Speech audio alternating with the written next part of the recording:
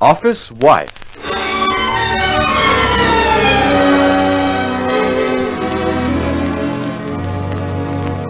The story of the girl who married her boss and of the girl who took over.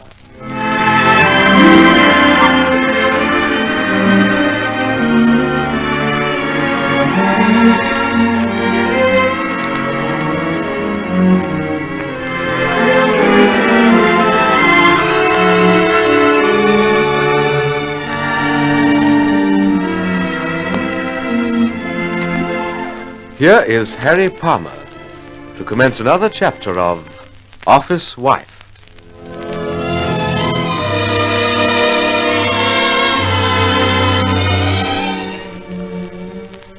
Without going into any great mass of detail, I think Jeff Pilgrim's nothing but an ass. Here he is, married to Marcia the Beautiful, and all set to take over the entire firm in time. But what does he do? Gets himself into one pickle after another simply because he won't heave Stella Bronson out. And it's not because he's carrying a torch for her. I happen to know he doesn't care tuppence for the woman, attractive as she is. Oh, no. No, he's high-minded and stubborn, and won't give in to what he considers his wife's silly whims. Well, I'm taking advantage of the situation for all it's worth. If Pilgrim doesn't want Tressida Bendigo and company delivered to him on a platter, I do. And from what I can make out, we haven't far to go. Marcia's hardly speaking to the poor chap, I believe. Marcia, listen, pet. Let's go back a year and begin all over again. We could, you know. You told Uncle Tressida you were going away, and I could come too or not, just as I liked. Did you mean that? I don't know. Not at first, not when I talked to Puller. But I was out on a limb, Marcia. I had to talk a lot of rot, and anyway, I only began the story because I knew that anything I said to Puller on the phone, Millie Moffat would pass straight on to you. There's no need to launch into a tremendous rigmarole, Jeff. I'm only curious. I haven't said much about you and Millie Moffat, have I? What is there to say? Well, I could say it was a pretty rotten show. All right, it was a rotten show. We're going to have repartee, or do you think we might forget all about it? Don't we have fun? What in the world's the point of going on like this? Man and wife till death do us part. You seem to be bearing up. But of course you can always cry on Stella's shoulder. Look, Marcia, what do you want? I've told you 1,000,000 times I want Stella Bronson out of your way. So you can transfer your idiotic suspicions to someone else? Stella Bronson, Maggie Crow, this one, that one. What's the difference? It's you who must change, Marcia. Don't you see that? Don't you see that the cause of all this jealousy exists only in your imagination? Oh, of course. And what about you? You spread your charms about by the divine right of Geoffrey Adrian Pilgrim so that everyone can say his wife must be a blind little fool. And I'm supposed to like it. Here we go again. Let's call it off before one of us starts throwing things. Suits me. Look, isn't there any way we can get together again? Do we always have to be at a dead end like this? Not so long ago, Master, I thought you were in love with me. Would I care who you ran around with if I wasn't in love with you? Don't tell me you confuse affection with ownership. I don't want to own you, Jeff. I only want you to put me before anyone else. And by that you mean, let you have your own way in every mortal thing that comes into your head. I have refused you one thing only, Marcia. If you didn't like Stella because of her looks or her manner or the clothes she wore or the scent she drenched herself in, it'd be different. But so long as you want her fired because you think I take an interest in her, she stays. Do you honestly still think I'm keen on her? Yes, I do. All right, that's that. Are you coming with me to Harry Palmer's? I told you before, no. Oh. Good night, then. You'd better not wait up. I'll be late. Jeff? All right, go then. I don't care. I can always get hold of Angela Tennant.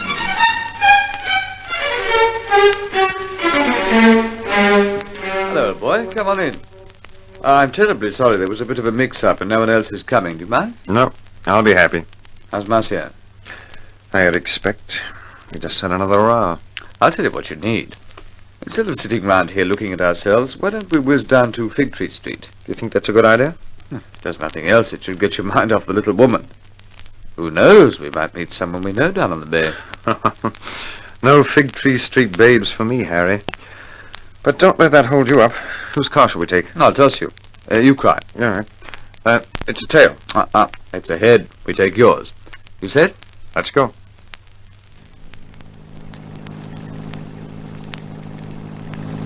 Oh, hang it, Jeff. I almost forgot. Pull up at this phone box, will you? There's a call I must make. Sure.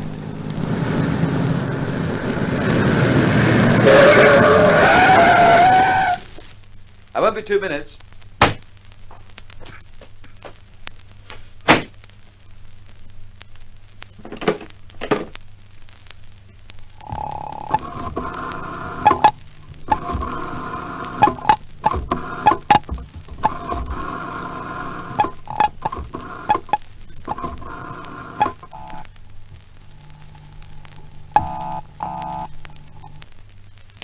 Hello. Listen, Stella. Can you get down to the Green Peony on Fig Tree Street? I could. But what in the world for? I'm on the way there now with Pilgrim. So what? Brighten up, Poppet. You can add, can't you? And every little bit helps. Shop on something fetching at the double and hop into a cab. Nothing doing.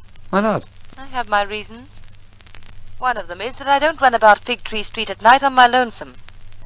There are other reasons, but that one should hold you. Night. But Stella, listen. I'm tired. See you in the morning. Well, what's going on with La Bronson? I thought she'd have jumped at it. Oh, well, it doesn't much matter.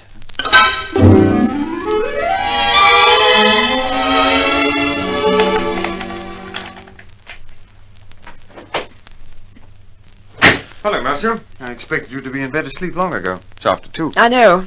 Did you have fun? So. Lily Moffat rang while you were away. Yeah, that was nice of her. Not making a report on my day's telephoning, surely. You don't have to be thoroughly nasty, do you? That's over and done with. Sorry, Pet. Just give me time and I'll forget it.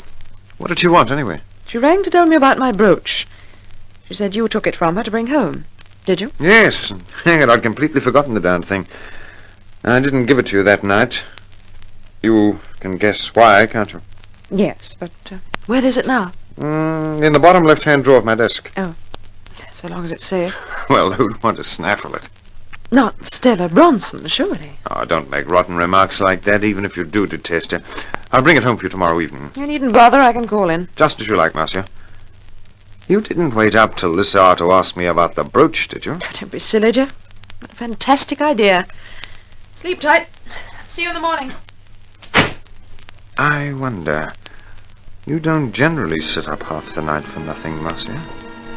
I wonder if it was a fantastic idea.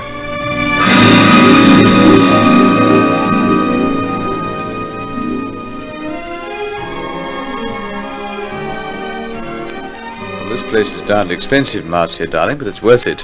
Oh, Jeff hasn't a clue about us today, has he? Don't worry.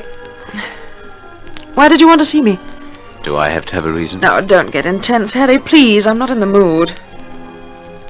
And I don't think we should go on doing this unless Jeff knows. Unless he knows. Well, I say, Petal, you're not weakening, are you? I don't know what I am. Just suppose you and Angela Tennant and Uncle Tressida...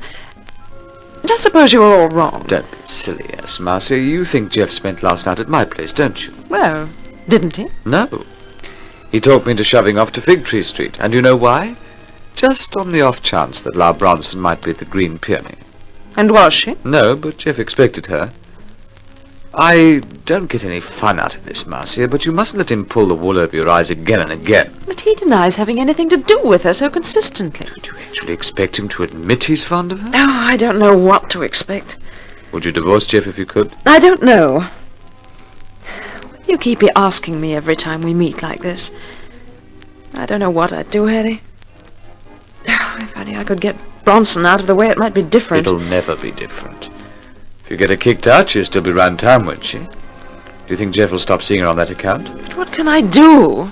Now, Harry, what can I do? Well, you could leave him and go back to your uncle and Aunt Harriet, couldn't you? And let Jeff do as he pleases? No, I won't do that. Darling, he does as he pleases anyway. Oh, that woman. Don't screw your eyes up like that. You'll get wrinkles, Pet. Now listen to me. In the past, you found out about Jeff bit by bit. Made a fuss each time. It's a mistake. Treat him the way he treats you. Be as cagey as he is.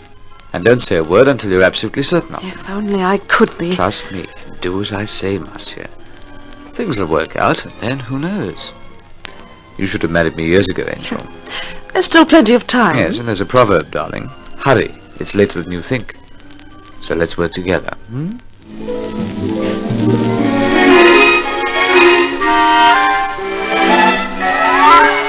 Are you free now, Jeff? We have to tackle these what do you call them sometime? Differentials? Oh, they can wait for half an hour. I only wish I could understand the beastly thing. Uh-oh. Nearly lost me scarab. Look, the pin's practically off. So it is. Oh, good Lord, that reminds me. Marcia's birch. I think I'll take it home. Marcia's? Yes, the one Millie Moffat had that day. I left it down in the bottom drawer here. Well, that's funny. Not square it was here. I distinctly remember shoving it under the fool's cap. Well, can't you find it? Just a minute. I'll heave all this stuff out. Hey, I say, this is no good. It was here. Well, find it, for heaven's sake. No one knew it was here. The cleaners never touched these drawers. Where the deuce has the darn thing got to? Well, look in the others. You could be mistaken. But I'm not mistaken. I pushed it well back. Here, let me look. See for yourself, the thing's empty. How utterly wretched. Is it valuable? I'm afraid so. But what are you worrying for? Oh, I hate it when anything like this happens. I'm the only one to touch your desk besides you. Oh, Jeff, find the beastly thing, please. Here, I say, don't get frantic. This hasn't anything to do with you, Stella. Oh, but it has. Don't you see it has? Tell me quickly, did Marcia know the brooch was in this drawer? As a matter of fact, she did. Well, Jeff, please find that brooch. You have to. You know what will happen if it's been stolen, don't you? We simply must find it. We must. I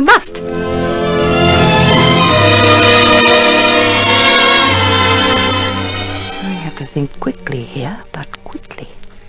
If I know Marcia Pilgrim, she'll seize on this. And what will my prospects be worth then? It couldn't be that somehow Marcia pinched the thing herself, could it? Or could it?